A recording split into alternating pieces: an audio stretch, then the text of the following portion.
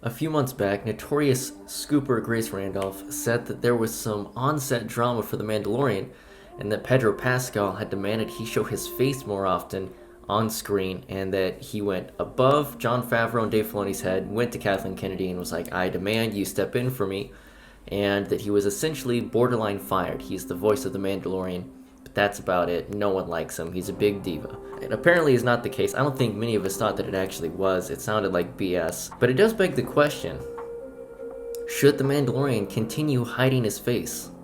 I've got 3 reasons that he shouldn't, and one that kind of makes sense for why they would keep it going. So without further ado, let's dive in. Well, one of the big things about this whole Mandalorian character is that he was in a cult. We find out throughout the season that the Children of the Watch, which is the group that he was part of, the underground collective of Mandalorians, this is the way, all that jazz, they're chasing the way of the Mandalore. It's a warrior type culture, and no one can see your face. There's a bunch of stipulations that are added in, but Bo-Katan reveals that that's an extremist group of Mandalorians. So why should he continue to go about this route? Think about the other Mandalorians that Djarin has interacted with this season and will probably interact with again in the future, such as Bo-Katan and Boba Fett, who he's currently riding around the galaxy with at the time of recording anyway. These are people who are true-blooded Mandalorians, and they remove their helmets all the time. Jango Fett removed his helmet all the time, and again, while people thought he wasn't a true Mandalorian, we finally have some vindication. Vindication! Clearly, normal Mandalorians throughout all of Clone Wars and even Rebels are allowed to remove their helmets, so why wouldn't he? It's kind of a silly rule that only exists within that cult. I mean, even Death Watch, they remove their helmets all the time. So it doesn't make a lot of sense. However, another big reason, I think will probably be one of the biggest factors, is the fact that it's character growth.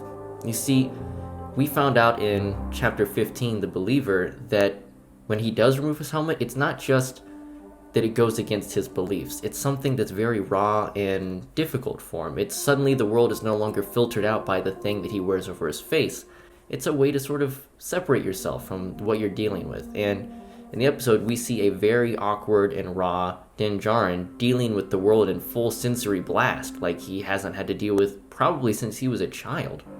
But he's willing to do it because it helps him find Grogu, who he is bonded with like a father would.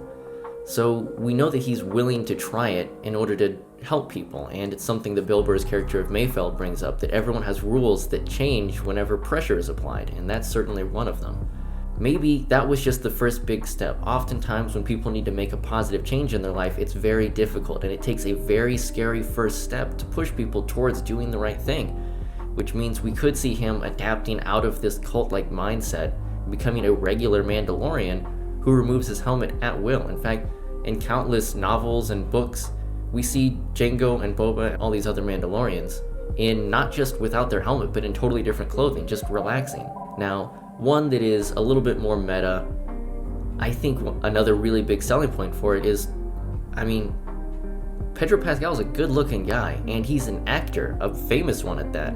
Yeah, he may not have been the biggest name whenever he first came into the Mandalorian role. He'd been in Game of Thrones and Kingsman and a couple other movies at the time, but he's also one of the main characters in the new Wonder Woman film, and his star is only more on the rise. You can't really be in a Star Wars movie and not suddenly become a household name.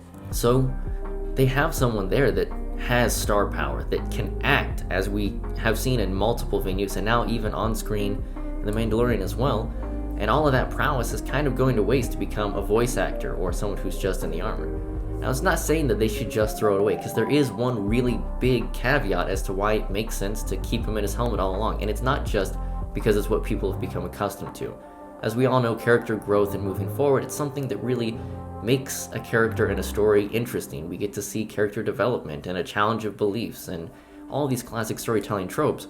But sure, Grace was wrong about this diva moment, but what if it does happen down the line? What if someone does something horrible? What if we end up with another Kevin Spacey situation? There are too many situations to count of famous people or brands suddenly falling apart because some bombshell is released about their past or what they're planning to do with their future. It's kind of a way to insulate yourself. If your star ends up going off the deep end and going crazy, well, Just get someone who sounds like him and keep using the body doubles in the suits, and the Mandalorian never has to stop existing. He can show up in animated things, video games, or can even continue on the series without Pedro Pascal. I don't know, it sort of feels like you're betting on yourself to fail. I feel like Disney's been in this long enough, they know not to hire people that are clearly crazy, and that they have a big enough group of PR people to keep things going normal. I mean, Tom Cruise freaked out on Oprah's couch years ago, and we still love seeing him in movies today.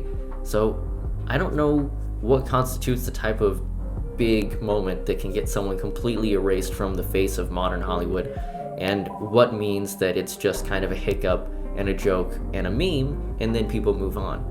I think that all kind of goes on to how the public is handling it. So yeah, it does make sense to keep that in your back pocket. Keep a way to say that, hey, the Mandalorian is only going to wear this helmet. We're just going to keep it safe. We're going to play it, a little bit more conservatively. That way, if something goes wrong, we have a backup plan. We'll get Nolan North or Troy Baker, who are in everything and voice act everything. Although they already have Sam Witwer, who can voice act half of the Star Wars universe, so they'll probably get him to do it.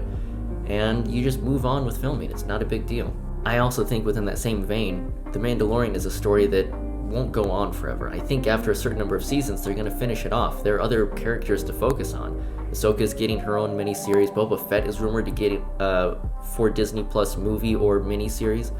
There's all kinds of things going on. So I think it really comes down to what they want to do with the character in the future. How long they plan on keeping this going. If they only plan on doing 1 or 2 more seasons before they finish their story, go gangbusters. Show the guy's face. Really get your money's worth out of that actor.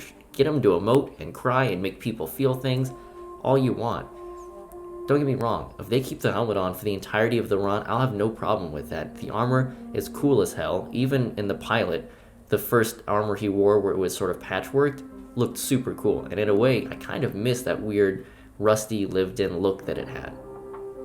But also, I just feel like he's living by rules that shouldn't actually apply to him as a character. And again, he's an A+ actor.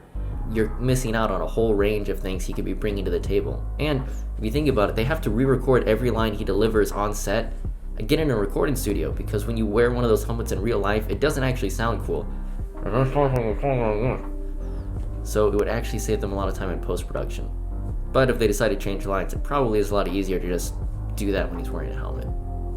So again, there are different avenues to go down, but I'm just a fan of character growth, and it feels like that's a direction they're taking the character anyway, where he's moving beyond his fears, he's becoming more independent, and he's opening up.